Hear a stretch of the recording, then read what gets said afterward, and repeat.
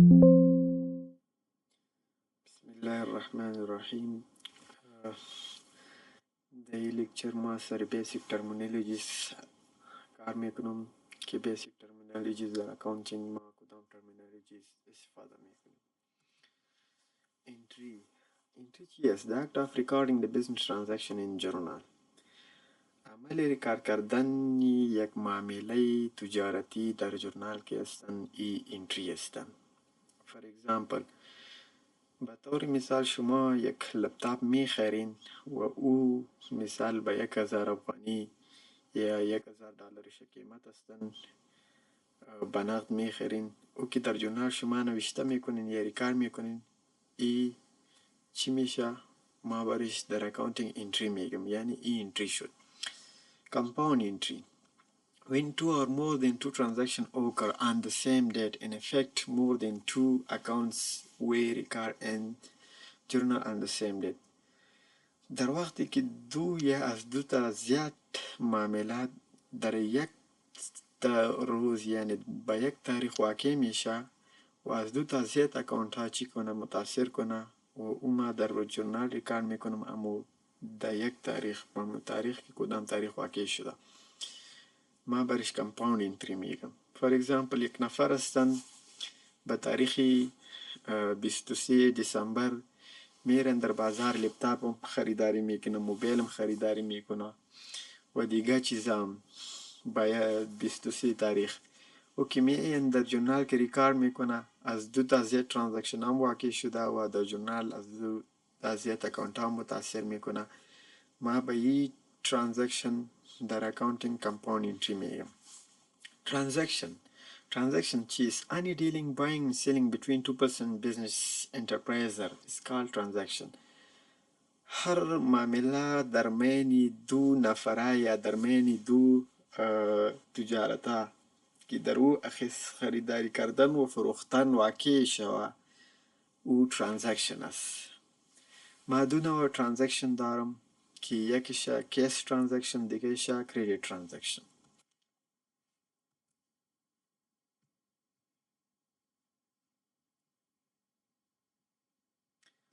Cash transaction چیست؟ When cash is paid or received as a result of exchange called cash transaction. در وقتی که کش میتم یا میگیریم در نتیجه تبادله کردن اجناس، ما برش چی میگم؟ کش ترانزکشن. کریدیت ترانزکشن یعنی به نقد ما در کش ترانزکشن ما مثال گفته میتونیم که یک کس لپتاپ خریداری میکنه به نقد، ای چی هستن؟ کش ترانزکشن. دیگه که هستن کریدیت ترانزکشن. Credit transaction when the payment or receipt of cash is postponed for future date. در وقت پرداخت یا گرفتن نقد به یک تاریخ آینده چی میشه؟ تمدید میشه، ما برش کریدیت ترانزکشن میگم. یک نفر از لپتاپ می خریداری میکنه و پیسه بعد میده، یعنی در وقت خریداری کردن پیسه نمیتن، به او ترانزکشن ما کریدیت ترانزکشن میگم. بیزنس چی است؟ تجارت. any legal activity undertaken for the purpose of earning profit. هر فعالیت که به این خاطر اجرا میشه که ما از او فایده بگیرم و قانونی باشه او بیزنس است. یعنی هر قانونی فعالیت قانونی که به خاطر پیدا کردن اجرا میشه بیزنس است. بیزنس باید قانونی باشه و به هدف پیدا کردن باشه. اگر یک کس هستن یک کاروبار میکنه و قانونی نیست و از او مفاد میگیره، او بیزنس نیست. و یا یک کس هست یک قانونی میکنه خو از او مفاد نمیگیره، به هدف فایده او را نمیکنه، اجرا نمیکنه، او بیزنس نیست.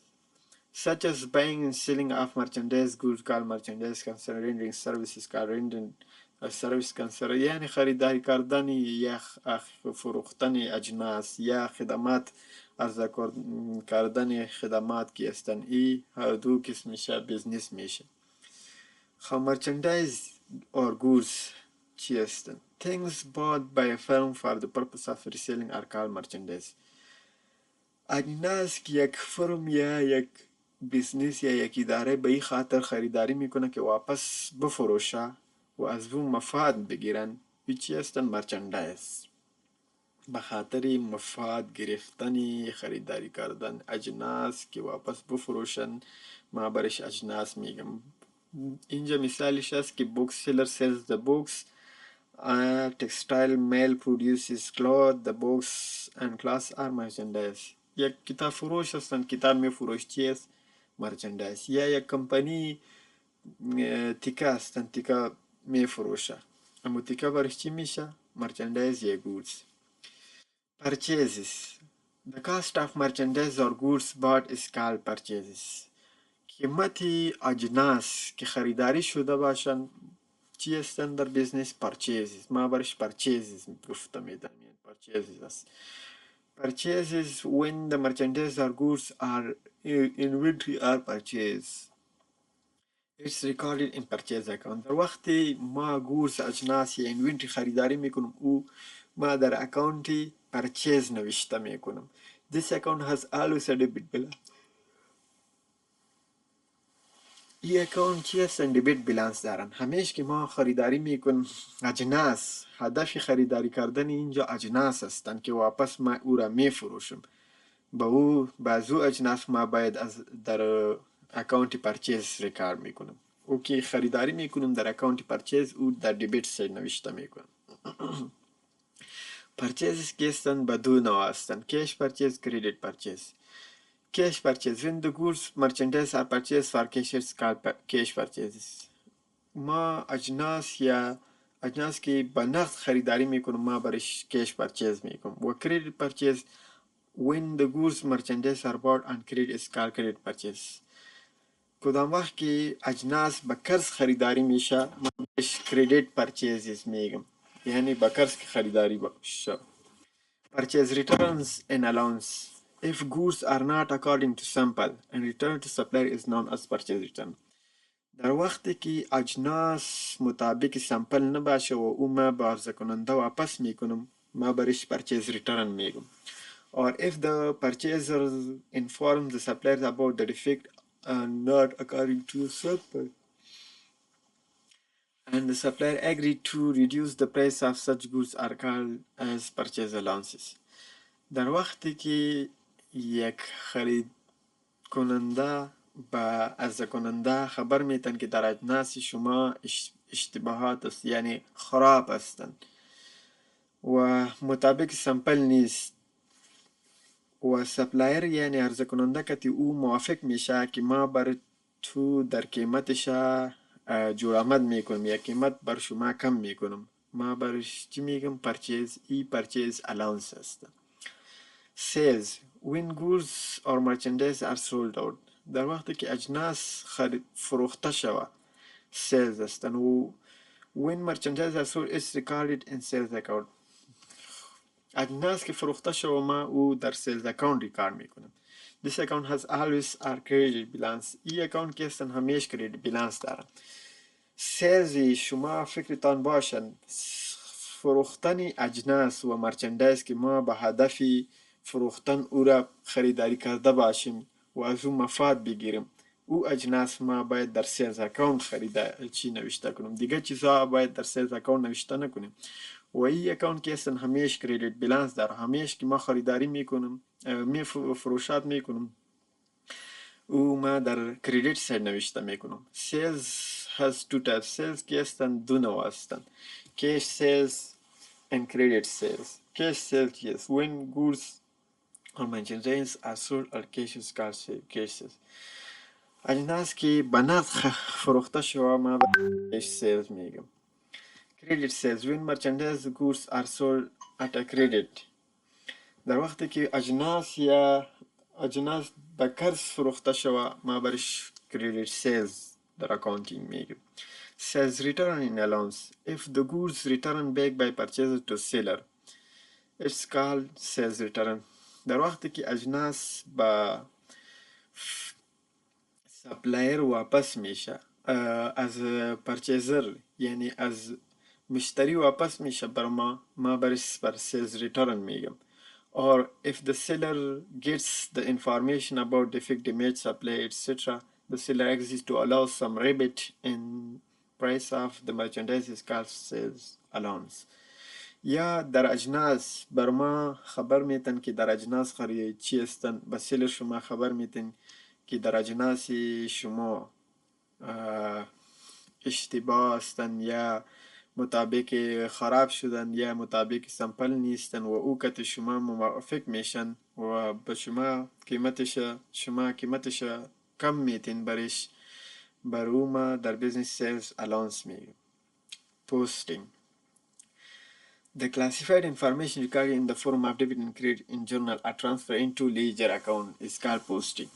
اما معلومات که در جورنال ما در دبیت و کردیت ریکارد کردیم بعد از جورنال ما به لیجر ترانسفر یعنی انتقال میتم. ای انتقال کردن معلومات از جورنال به لیجر کی هستن، ای پوستینگ هستن. Voucher, a written document used to support and record a business transaction. کدام اسناد نوشتگی که به این خاطر استفاده میکنم که یک ترانزکشن ما را سپورت کنن ما او چی هستن، ووچر هستن. or a document issued to authorize payment یا یک داکومنت هستن به این هدف پیش شده که یک پیمنت یا یک پرداخت به یک پرداخت صلاحیت بتن او چی هستن، ووچر. types of voucher ما دو نوع ووچر داریم، یک کیش ووچر یک نن کیش ووچر. کیش ووچر که هستن باز به دو نوع هستن، دبیت و اور کیش پیمنت ووچر. او ووچر هستن که در کدام ووچر ما به نقد پرداخت میکنم، ما در کیش پیمنت ووچر یا دبیت ووچر ریکارد میکنم. و کردیت ووچر یا کیش ریسیت ووچر هستن که در کدام ووچر ما پیسه میگیرم از دیگه نفر بر ما پرداخت میشه، ما برش کیش یا ریسیت ووچر در او ریکارد میکنم. نن کیش ووچر چی هستن؟ که پرچیزز ووچر و سیلز ووچر، جورنال ان کنترا ووچر، ای کلشا پارتی نن کیش ووچر میشن، یعنی در او نقد ما نمیتم یا نقد پیسه نمیگیرم. کیش میمو any written proof or evidence for the goods or anything else purchased occurred for cash is called cash memo. هر سندی که نوشته یا به حیث ثبوت یا شواهد کاتما باشند در خریداری کردن یا فروختن اجناس به نقد ما برش کش میمو میگم. یعنی ما خریداری میکنم یا میفروشم چیز، کدام اسناد که در وقت خریداری کردن ما میگیرم و پیسه نقد میتم، او سند که ما برش همیش در افغانستان بیل میگم، او بیل نیست ولی او کش میمو است. او کش میمو باشه در وقت خریداری کردن نقد که کدام سند شما میگیرین در او یعنی مشخصات یا اجناس نوشته شده باشن، او کش میمو هستند. Invoice, a written document or evidence given by a seller to the buyer for credit sales of goods or collect payments are called invoice. شواهد نوشتگی یا ثبوت نوشتگی که سپلایر با مشتری یا با فروخته یک کس که مثال شما اجناس میگیرن برو میتین و به این خاطر که از او پیسه بگیرین، ای اینوایس هستن. کدام سند که شما میخواین پرداخته تان جمع کنین، او سند در بیزنس اینوایس است. Bill, a written document which is received by a buyer from seller to make payment. کدام سند که شما میگیرین از دیگه نفر به این خاطر که برش پرداخت کنین، او بیل هستن. در فرق بین اینوایس و بیلی هستن که اینوایس در اینوایس از دیگه نفر یعنی شما با یک نفر روان میکنین که بر ما پرداخت کنن، ای اینوایس است. و بیل که هستن شما از دیگه نفر گرفتین، یک داکومنت شما از دیگه نفر گرفتین که شما برو پرداخت کنین، او بیل هستن. Profit or net income, the amount earned by a business organization after deducting of costs and expense from revenue or the excess of revenue or the expenses. همو پیسه که یک تجارت او را فایده کردن بعد از تفریق کردن مصارفات از زایدات یا زیادت عایدات از مصارفات که فرقش بین او پرافیت یا نت اینکم هستند. شما که از عایداتتان مصارفات خود ماینس کردین و فرقش عایدات شما از او زیاد شده باشند، کدام امان که بر شما میتن او پرافیت یا نت اینکم هستند. Loss: if the expenses are higher than the incomes or excess of expenses over revenue. یا در وقتی که مصارفات شما از عایدات زیاد باشند یا مصارفات زیاد از عایدات که هستند او لاس تاوان هستند. در بیزنس ما بر او لاس میگم. Balance: the difference between the total debits and the total credits of any account is called balance. فرق بین کل جمع دبیت ها و جمع کردیت ها در هر اکاونت که باشند او فرق شما بیلانس میگم. یعنی فرق بین دبیت و کردیت که در یک اکاونت ما نوشته میکنم او چی هستند؟ بیلانس هستند. Account receivable AR یا debitor: a person to whom goods are sold on credit. اما شخص یا اداره باشه، یک شخص باشه با شما، با کدام شخص که شما اجناس با قرض فروختین او چی هستن؟ کردیت یعنی اکاونت دبیتر یا اکاونت ریسیوبل. با کدام نفر که شما اجناس به قرض دادین او چی هستن؟ اکاونت ریسیوبل تان. It's current asset ای current asset ماست. Accounts payable یا AP ای creditor. A person from whom goods are purchased on credit. نفر یا یک اداره که از کدام شما اجناس به قرض خریداری کردین او چی هستن؟ اکاونت پیبل یا creditor. It's current liabilities او current liabilities هستن. Bad debts are uncollectible when any amount receivable from the debitor is not received and final returns uncollected. در وقتی که شما پیسه از اکاونت ریسیوبل نگرفتین یعنی از دبیتر نگرفتین یا از قرضدار شما پیسه نگرفتین او بر شما پیسه نداد، او پیسه ما از uncollectible به نام uncollectible ریکارد میکنم. It's treated as loss of business ای بر ما لاس است، تاوان است، به یک بزنس تاوان است و بزنس همیشه او را از اکاونت ریسیوبل خودش ماینس یعنی تفریق میکنه. A debt that cannot be recovered یا کدام قرض که او ریکور نمیشه، واپس گرفتن نمیتونه او چی هستن؟ uncollectible یا bad debts. Drawings چی هستن؟ when the owners take out money or goods from the business for personal use. یک اونر است از بزنس پیسه یا اجناس به هدف استفاده خودش میگیرن او چی هستن؟ drawings. اونر که از بزنس پیسه یا اجناس به استفاده خودش میگیرن او drawings است و drawings که هستن همیشه دبیت میشه. ما در دبیت نوشته میکنم که drawings مازید ای مصارفات هستن.